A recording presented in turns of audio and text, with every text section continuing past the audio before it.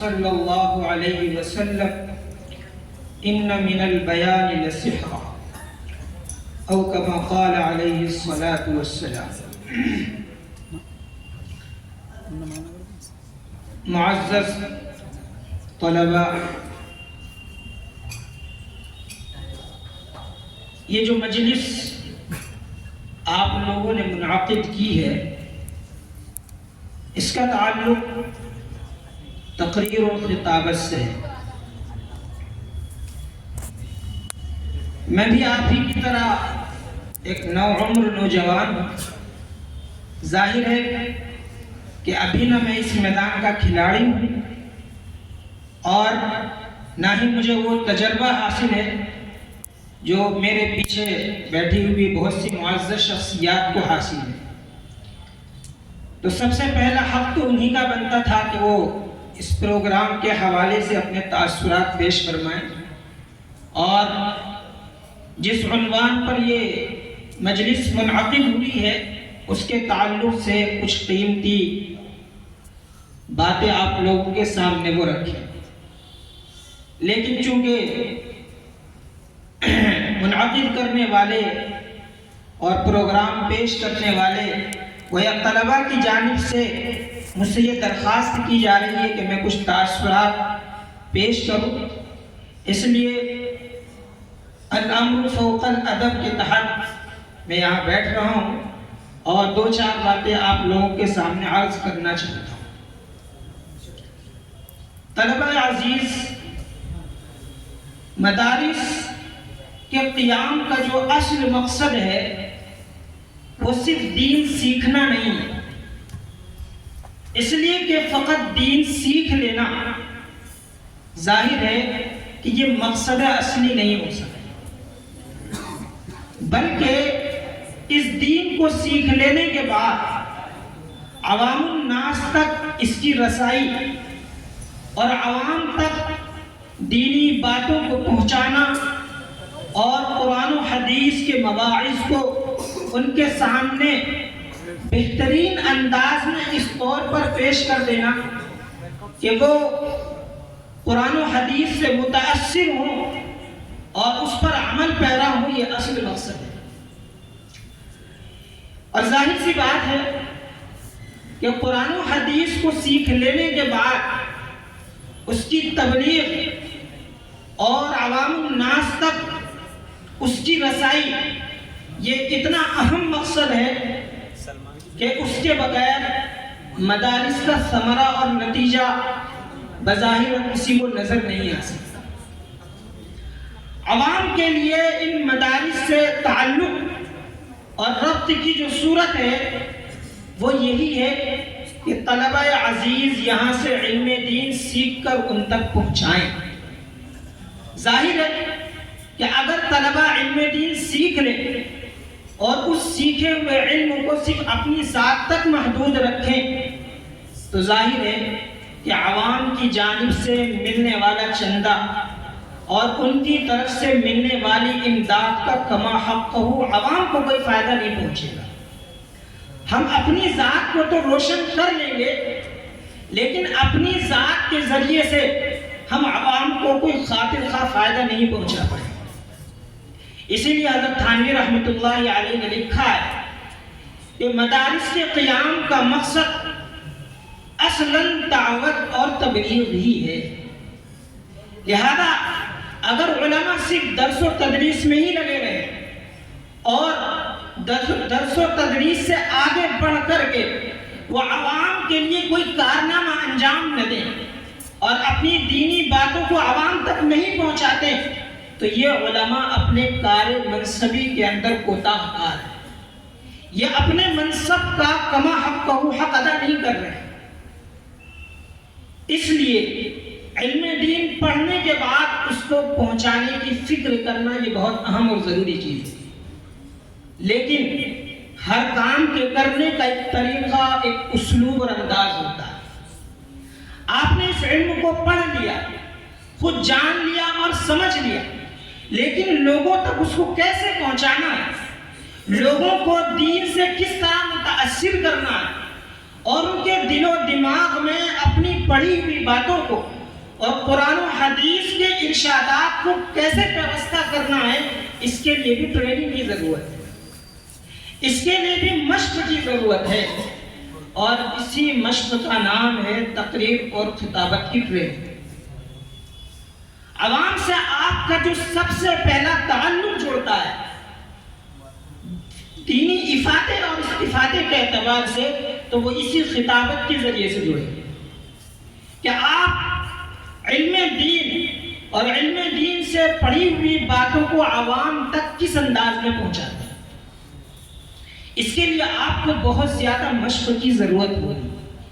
تبھی آپ اپنی بات لوگوں سے منوا سکتے ہیں۔ اس لیے کہ تقریر فقط لوگوں کے سامنے کھڑے ہو کر چند رٹی ہوئی باتوں کو بیان کرنے کا نام نہیں ہے، بلکہ تقریر کی تعریف جو کی گئی ہے، علامہ ابن رشد رحمۃ اللہ علیہ نے تلخیص الخطابہ میں فرمایا ہے کہ تقریر نام ہے اپنے دل میں آنے والے خیالات کو لوگوں کے سامنے احسن انداز میں پیش کر کر منوا لینا۔ یعنی فقط پیش کر دینے کا نام تقریر نہیں ہے، بلکہ لوگوں سے اپنی بات منوا لینے کا نام تقریر ہے۔ اور ظاہر ہے کہ آپ لوگوں سے اپنی بات اسی وقت ہی منوا سکتے ہیں جبکہ آپ کے پاس اپنے بات کے کہنے کا بہترین انداز ہے، آپ کے پاس اپنی بات رکھنے کا بہتر اسلوب موجود ہے۔ آپ نے بات رکھنے اور لوگوں تک اپنی بات پہنچانے کی خاص ٹریننگ اور مشق کی ہو، تبھی آپ لوگوں سے اپنی بات منوا سکتے ہیں۔ اسی لیے جس طریقے سے ہر فن کے اصول اور ضوابط متعین کیے گئے ہیں، اسی طرح علم خطابت کے اصول اور قواعد بھی متعین کیے گئے،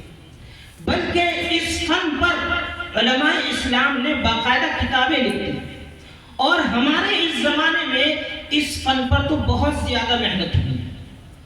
آج کے اس دور میں یہ فن صرف علماء کے ہاتھ میں نہیں ہے، بلکہ آج جو لوگ پڑھ کر آ رہے ہیں، خواہ ان کا تعلق علوم دینیہ سے ہو، خواہ ان کا تعلق علوم عصریہ سے ہو، وہ تمام کے تمام اس فن پر محنت کر کے اپنی جادو بیانی کے ذریعے لوگوں سے اپنی باتیں بنوا رہے ہیں۔ اور آج ہماری سب سے اہم ضرورت، بلکہ طلباء کے لیے عوام تک اپنی بات پہنچانے کا سب سے بڑا ہتھیار اگر کچھ ہے تو وہ تقریر و خطابت ہے۔ لیکن یہ افسوس کے ساتھ کہنا پڑ رہا ہے کہ گھر سے ہم درس و تدریس کے اندر کتنی استعداد اور صلاحیت پیدا کر رہے ہیں، لیکن آج مدارس سے نکلنے والے طلباء کی اکثر تعداد تقریر اور خطابت کے اصول اور قواعد سے انجان ہے۔ اور وہ لوگ جو علوم عصریہ کو پڑھتے ہیں اور نئی نئی ریسرچ اور تحقیقات کرتے ہیں، آج وہ اس فن میں کمال پیدا کر رہے ہیں، اور باوجود یہ کہ ان کو دین کا معمولی علم بھی حاصل نہیں ہوتا، لیکن اپنی سطحی معلومات کی بنیاد پر لوگوں کو اپنا گرویدہ بناتے ہیں، اور لوگ ان کے بیانات کو سنتے ہیں۔ چنانچہ آج کل موٹیویشنل اسپیکرز کی بڑی مانگ ہے، لوگ ان کی باتوں کے آگے سر جھکتے ہیں۔ کیوں؟ اس لیے کہ انہوں نے کہنے کا ایک اچھا انداز سیکھ لیا، ان کا جو اتار چڑھاؤ ہے، ان کی جو باڈی لینگویج ہے، یعنی جسم کے جو حرکات و سکنات ہے، باقاعدہ وہ اس پر محنت کرتے ہیں، اور وہ اس چیز پر محنت کرتے ہیں کہ ہماری زبان سے جو لفظ نکل رہا ہے، ہمارے چہرے کا تأثر بھی اسی لفظ کے مطابق ہے یا نہیں۔ اس لیے کہ چہرے کا لفظ کے ساتھ اگر تأثر بالکل لفظ جو منہ سے نکل رہا ہے، اگر چہرے کا تأثر اور ہمارے جسم کی حرکات و سکنات اس کے مطابق ہے تو سامعین پر اس کا گہرا اثر پڑتا ہے۔ چنانچہ تقریر اور خطابت کے اصول میں سے ایک اصول یہ بھی ہے کہ جب آپ اپنی بات کہہ رہے ہوں تو بات کہتے ہوئے آپ کے جسم کی حرکات و سکنات اور اسی طرح آپ کے چہرے کے تأثرات بھی اس کہی جانے والی بات کے مطابق ہیں، تاکہ سامعین پر اس کا گہرا اثر۔ نیز آپ کے پاس اپنی بات کہنے کا اسلوب اور انداز بھی ویسا ہی ہو جس اسلوب کا تقاضا وہ بات کر رہے ہیں۔ چنانچہ اللہ کے رسول صلی اللہ علیہ وسلم کی تقریر اور خطابت کے اندر یہ اسلوب بہت نمایاں ہے۔ علیہ الصلوۃ والسلام جو بات کہا کرتے تھے تو صرف ایسا نہیں کہ آپ نے زبان سے کہہ دی، بلکہ آپ خاص اشارے اور کنایے سے اس کو سمجھایا۔ کبھی آپ کہتے انا وکافل الیتیم ھکذا، کہ میں اور یتیم کی پرورش کرنے والا اس طرح ہے۔ آپ دونوں انگلیوں کو ملا کر کے اشارہ کیا کہ انا وکافل الیتیم فی الجنۃ ھکذا۔ یہ اشارہ کیوں بیان کیا جا رہا ہے؟ تاکہ جو بات زبان سے کہی جا رہی ہے یہ سامعین کے دل میں اور دماغ میں راسخ ہو جائے۔ کبھی آپ بیان فرما رہے ہیں کہ دنیا کے اندر جو راستے ہیں اس میں سے صراط مستقیم کی مثال یہ ہے، اور آپ نے باقاعدہ زمین پر سیدھی لکیر کھینچی، اور شیطان جن راستوں پر لوگوں کو بھٹکانے کی کوشش کرتا ہے وہ راستے یہ ہیں، اور آپ نے ٹیڑھی اور آڑی ترچھی لکیریں کھینچ کر کے بتایا کہ یہ جو راستے ٹیڑھے ٹیڑھے جا رہے ہیں یہ شیطان کے راستے ہیں، اور یہ جو بالکل سیدھا راستہ جا رہا ہے یہ اللہ کا راستہ ہے جو جنت تک پہنچانے والا ہے۔ ظاہر ہے کہ یہی بات آپ صرف زبان سے بھی کہہ سکتے تھے، لیکن آپ نے باقاعدہ اس بات کو سمجھانے کے لیے خاص اسلوب اختیار کیا۔ اسی کا نام ہے تقریر و خطابت، کہ آپ جو بات زبان سے کہہ رہے ہیں اس کا خاص اسلوب ہونا چاہیے۔ اسی طریقے سے جب آپ تقریر و خطابت کریں، سامعین کو آپ اپنی بات سنائیں، تو اس وقت وہ بات سامعین کی ذہنی سطح کے موافق ہونی چاہیے۔ یعنی جب آپ تقریر کر رہے ہوں تو ایسا نہ ہو کہ سامعین یہ کہیں کہ زبان یار من ترکی و من ترکی نمیدان، کہ میرے سامنے جو صاحب بیٹھے ہوئے ہیں، میرے جو دوست ہیں، جو مقرر صاحب ہیں، ان کی زبان تو ترکی ہے اور میں ترکی زبان جانتا نہیں ہوں۔ یعنی آپ سامعین کی سطح سے اوپر اٹھ کر اعلیٰ درجے کے اسلوب کو اختیار کریں گے، اور بہت ثقیل اور بھاری الفاظ اگر آپ استعمال کریں گے تو ظاہر ہے کہ سامعین آپ کی جو ہے تعریف تو کر دیں گے کہ بڑی شاندار تقریر تھی اور بڑی لچھے دار جو ہے بیان کیا گیا ہے، لیکن جب آپ اس سے پوچھیں گے کہ آپ نے تقریر سے کیا فائدہ حاصل کیا، آپ کیا سمجھے، تو وہی جواب دیں گے کہ زبان یار من ترکی و من ترکی نمیدان، کہ معلوم نہیں کیا کہا گیا ہے، بس اتنا معلوم ہو رہا تھا کہ چیخ چیخ کر مقرر صاحب کچھ کہہ رہے ہیں۔ تو ظاہر ہے کہ فقط چیخ لینا یہ تقریر کے یہ اچھی تقریر کی علامت نہیں ہے کہ آپ اسٹیج پر بیٹھ کر کے چیخنا شروع کر دیں، بلکہ